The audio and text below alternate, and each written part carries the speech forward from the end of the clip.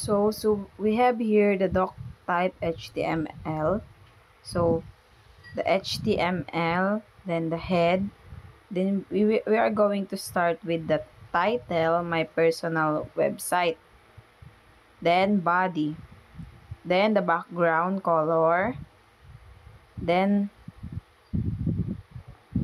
we have here the informations or the pictures that is inserted in the website. So let's move on to the body. The body.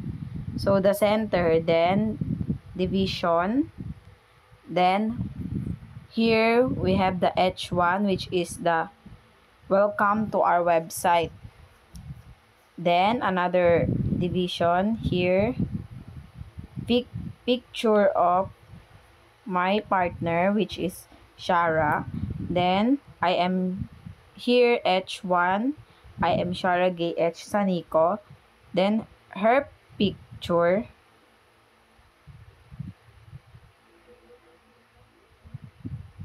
Then the height is 310 and the width is 300.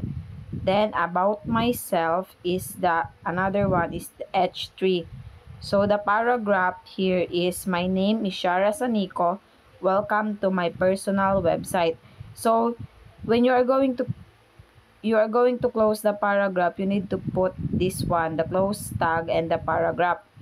Then break, then another H1, which is contact us or contact me. Then you are going to close the H1, close tag.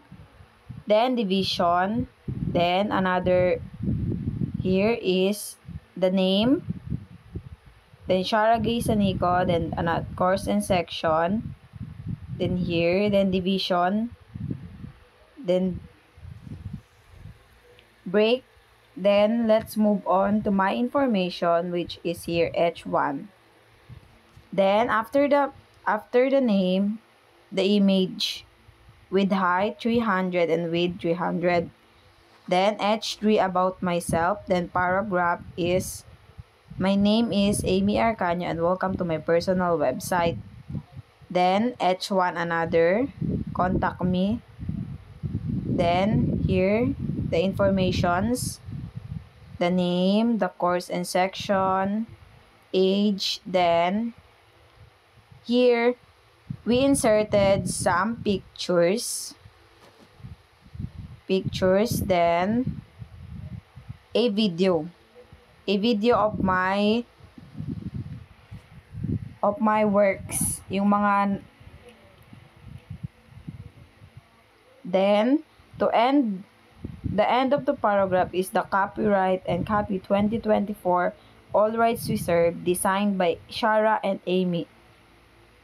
Then you're going to put a close tag to close the paragraph. Then end tag of the closing tag of the body and the closing tag of the HTML.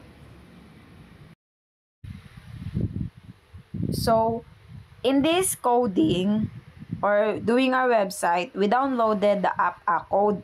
So after doing the coding, you are going now to tap or press this button or tap this button so that you are going to see now the outcome of your website. So I'm going to press this. Then you will see here, welcome to our website, which is the head. Then here I look at the picture, the name, so this one.